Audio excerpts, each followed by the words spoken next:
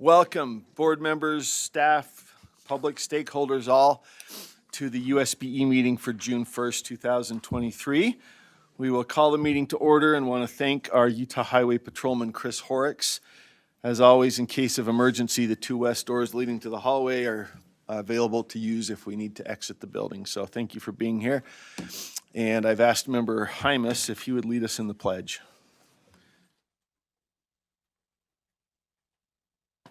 Ready, begin.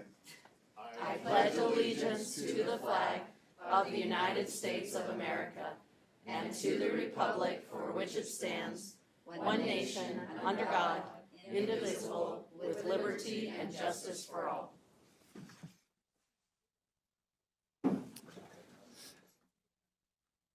All right, thank you, Member Hymas. Let's do a roll call and see if we're here, and if so, where. We might all be here in person.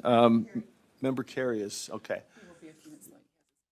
He's arriving in person though, not online, okay.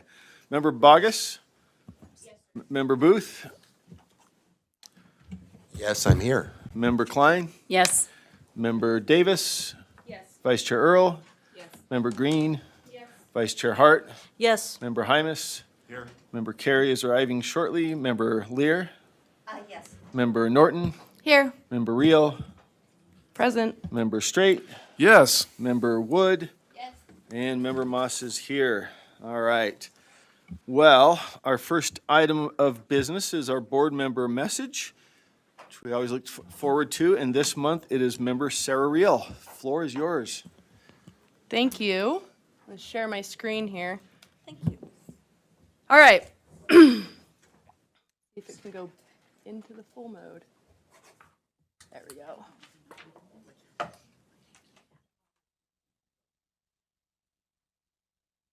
Will it present here? Let me see if I try the other one.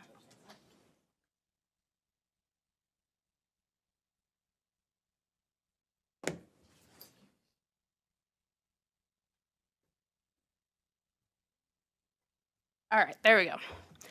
Thank you. I'm going to start by doing a little storytelling to set the scene here. When I was growing up, I had no idea what I wanted to be. And initially, I was sure, if I can get this to move here. Is there a trick, Kelsey?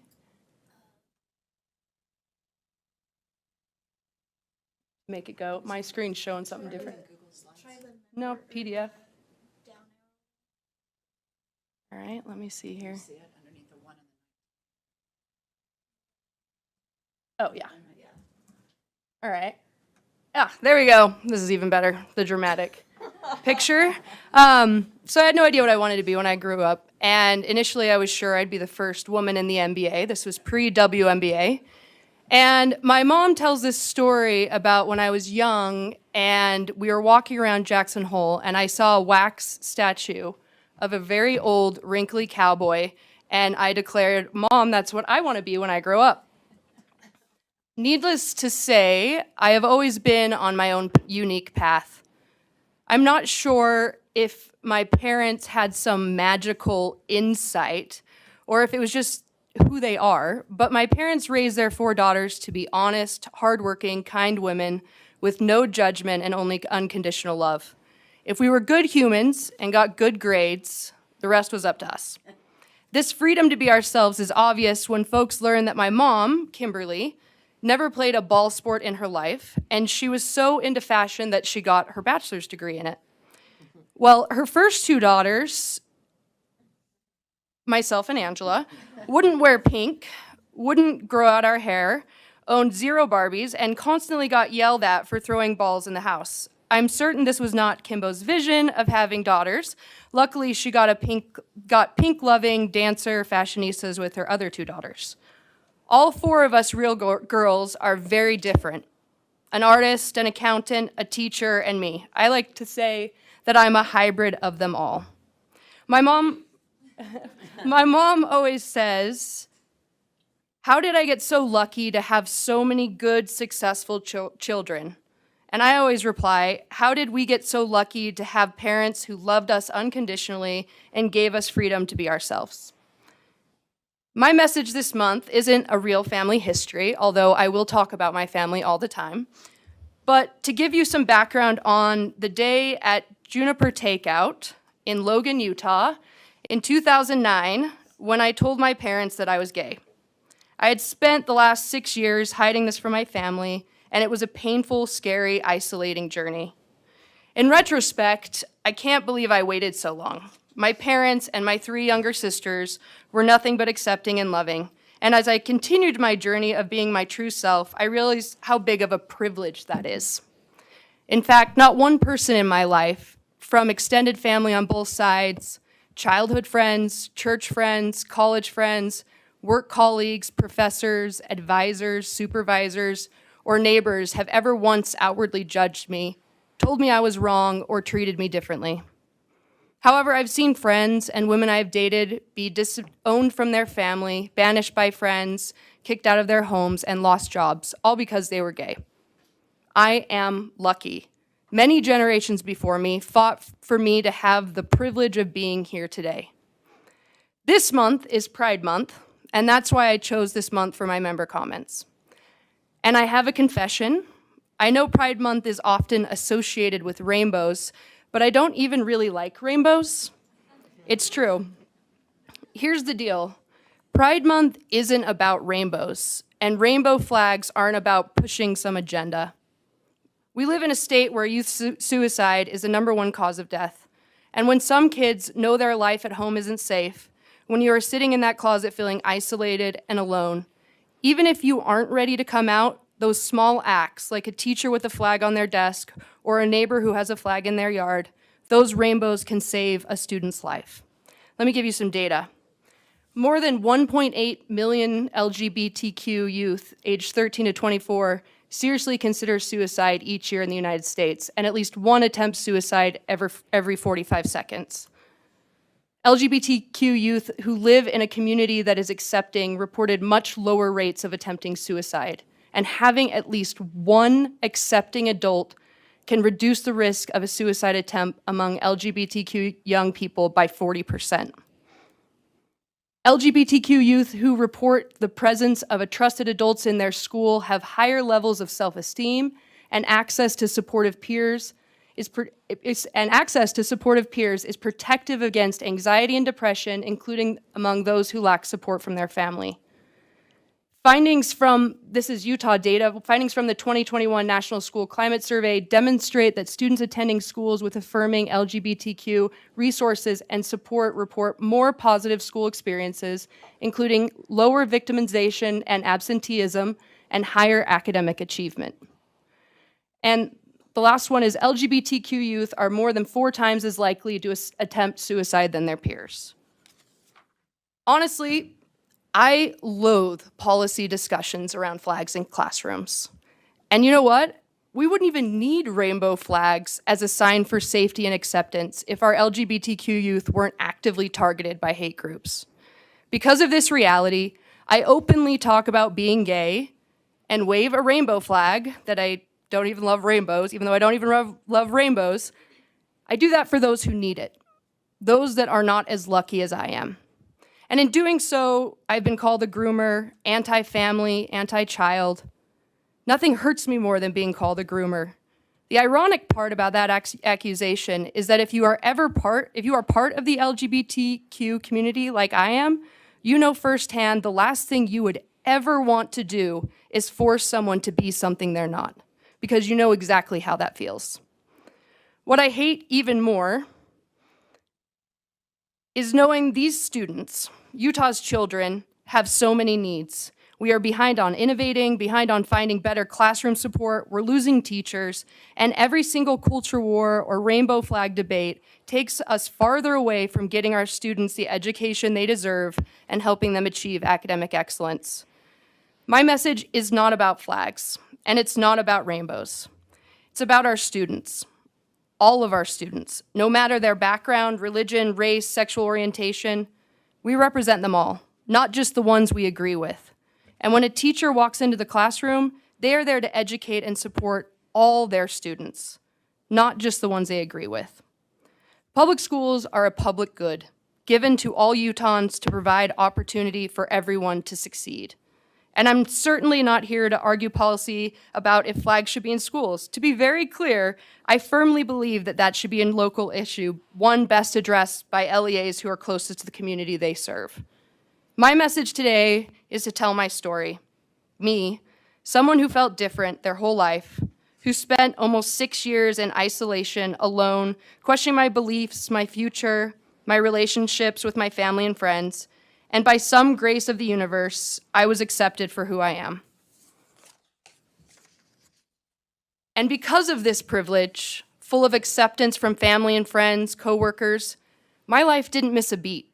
I continued my trajectory that has brought me to where I am today. But my story is incredibly unique, and that is something I think about every day. Not everyone is as lucky as I am. So as we start Pride Month, I hope we can all be kinder, more accepting, more open-minded. I hope we can stop screaming about rainbows and take that energy and put it towards tackling the real issues facing our students. I am here on the board to serve students, not attack them. And this is critical. If we want our students to achieve academic excellence and have the freedom and opportunity to learn, we must provide a safe learning environment. Pride Month isn't about rainbows. It's about safety, it's about love, it's about acceptance.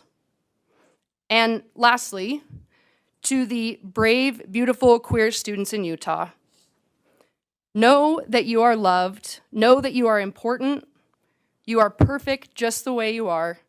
Know many educators and people in your community support and love you. I know there are some loud, small factions who are trying to make you feel lesser than, make you feel like you are bad or wrong. You are not.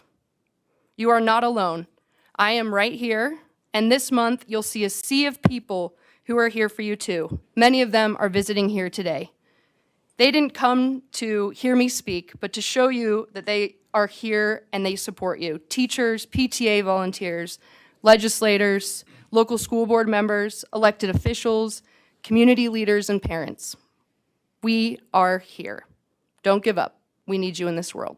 Thank you. Thank you, Sarah. Member Reel. Excuse me. Thank you very much. And thanks to our visitors for joining us. We've got next up the education highlight from Kelsey James. Oh, yeah.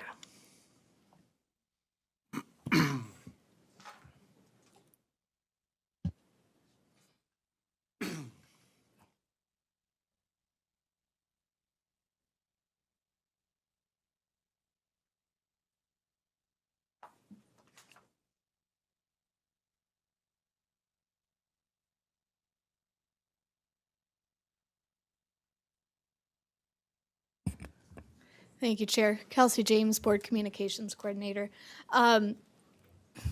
This month, schools have either already ended their school year or are wrapping up their last week here. So what I want to do is look forward to summer and look at just a super small sampling of some of the many programs and opportunities there are for students throughout Utah during the summer. Again, this is a really small sampling, and I know that a lot of schools are busy with both in-person and online summer school courses, and a lot of schools are also serving or providing lunch and sometimes even breakfast to the students and families in their community. Recently, CCSO also recognized Utah's efforts in providing support and resources for summer learning opportunities to schools in the state. So if you're looking for something more traditional, you might want to look at Granite Park Junior High in Granite School District. They have a little bit different format for summer school, as you may know it. Students come, they get breakfast, they go to 3 different class periods, they have lunch, followed by an enrichment activity Monday through Thursday, and then on Thursday, if they go to their classes, they also get to go to a field trip on Thursday afternoons, which can be anywhere from swimming, hiking, museums, anything like that. They do a lot of fun things just to keep students engaged and learning throughout the summer. If you're looking for something a bit more interactive, maybe you're participating in Clear Creek Summer Day Camp in Alpine School District or in the STEM Science Summer Camp, which is a partnership between Box Elder School District and Utah State University. In Clear Creek Summer Day Camp, students are learning through outdoor experiments. Essentially, they go out into the forests, into the fields, into the deserts, and they are learning about trees and soils and out the local wildlife and everything like that through hands-on experiments. And a similar thing with this science summer camp, 4th through 6th graders are doing hands-on project-based fun, engaging learning every day to learn more about science, engineering, and math. Or maybe you want to stretch your creative muscle. Well, there are a lot of music and fine arts options for you, especially in Ogden School District. They have a variety of programs that you can choose from. If you're a little older, maybe you can participate in the Advanced Drama program, which in just 6 short weeks mounts a full production, which this year they will be performing Peter and Wendy.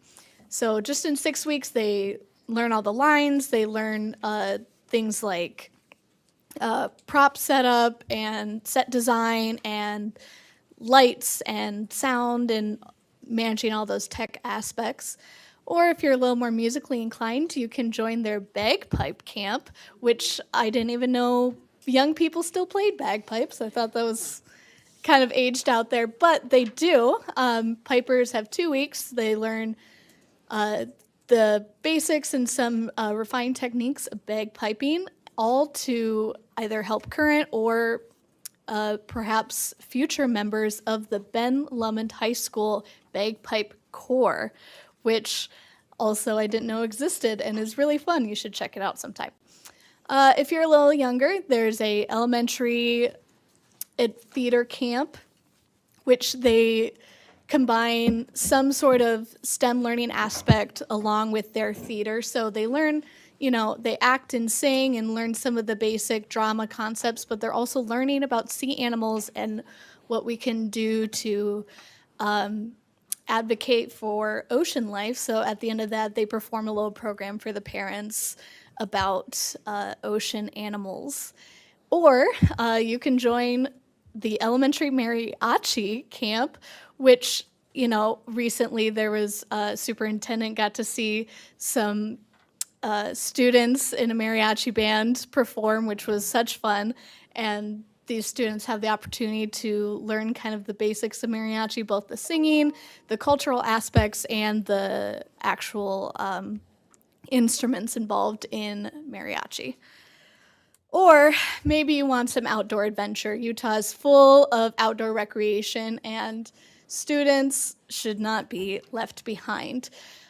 Canyons and Jordan School District partner with Pivot Adventure, which is a nonprofit organization specifically to reach out to middle schoolers, and especially middle schoolers who may have mental health struggles, either something as simple as needing to increase their confidence, or something more serious where they're looking for good coping mechanisms through outdoor activity. So they can enroll in hiking, they go rock climbing, they go mountain biking, there's resiliency courses, all sorts of things just to get kids outside, away from the screens or staying at home alone, and not just outside, but with each other and with a guide who can help not only increase confidence through the technical aspects of learning how to mountain bike or rock climb, but also, what do we do when we try something and we're not good at it? Because as a climber myself, I can tell you that is a big part of these sports. And what do we do when our friend is struggling with something? How can we help them? So these are just, like I said, a really small showing of some of the mini summer programs that are available throughout the state, some of which are financed either by the school district in its entirety or through partnerships to make sure that students can either have access at low or free cost, and that families who want to participate can. And that concludes my highlight, barring any questions, Chair. Thank you very much. Any questions? Anybody want to know how to build a pot gut trap at Clear Creek? It's catch and release, I promise, but we caught a lot of pot guts at Clear Creek. It's a great camp. Thank you. Yeah? I actually have a few students involved in the Pivot program, and it is amazing. Their parents are reporting amazing outcomes for their students. The other thing I'd like to mention is that all of our LEAs in our schools have green space, and you can go by any field during the summer months and especially, and see lacrosse and soccer and track and all kinds of outdoor activities. And it just never ceases to amaze me. But it also, I think we take it for granted sometimes. But that too is a partnership that I think we need to recognize the LEAs for. Without that space for those students to have those types of experiences, they would be in front of computers and TVs and in their own homes isolated. So, you know, sometimes I just drive past a field and honk and wave, and the kids look at you and wave and think you're crazy, but that's okay. I just think that's an unrecognized community LEA partnership that should be recognized. Thank you, Member Hart. Any other comments, questions? Junior Dixon. Thank you, Chair Moss. I had a conversation with a parent recently, and she was talking to me about her concern about her children during the summer and social media and how to keep kids off of screen time when they have more free time. And I love the phrase she used of, I've challenged my children to learn something new this summer. And so that's kind of the summer rule in our house. Everybody has to learn something new, including the adults. So I took that to heart, and I've started, poor children that are around me, they become a focus group. So I was at a focus group of about 15 young women last night and asking that same question, what is one new thing you're going to learn this summer? And I was surprised at how many students, how many of these teenagers were engaged in something. It was either coding camp or somebody who loves art was going to learn the medium of watercolor. Somebody else was taking a cooking class. There was just something that every student was involved in, or every teenager. And these were, ages 11 to 17. And I asked them, where are you accessing these courses? Now, granted, I live in a neighborhood where people have means, and so there's more access for these families. But they also were taking advantage of school things that were free, neighborhood things. I love that some parents had organized a coding camp in their backyard, and there were probably snacks involved. But isn't that great that parents were organizing opportunities for learning? So I think that's also something we might highlight and think about. How do we get families more involved in making sure that kids have access, but also taking advantage of some of the skills that our community members and parents have to keep kids learning during the summer. And I think sometimes we get in a very traditional mode of, we either have after-school programs, which are out-of-school programs, which are so valuable, or school programs, and yet we have a lot of community members and family members that could also help with continued learning. So just something I've been thinking about, of how we might expand our sphere of influence of how we engage communities in ongoing learning for kids. It's just something now I've changed my vernacular, instead of what are you doing this summer to what new thing are you going to learn this summer? Thanks. Thank you, Superintendent. Yeah, my kids often ask me, why can't it be like what you guys had in the 80s? And I tell them, everything we did in the 80s is still available. You just have to choose it now, and parents and teachers who make those options available are doing amazing stuff. It's a hard force we're pushing against, but thank you, Kelsey, for all those good examples of people doing that.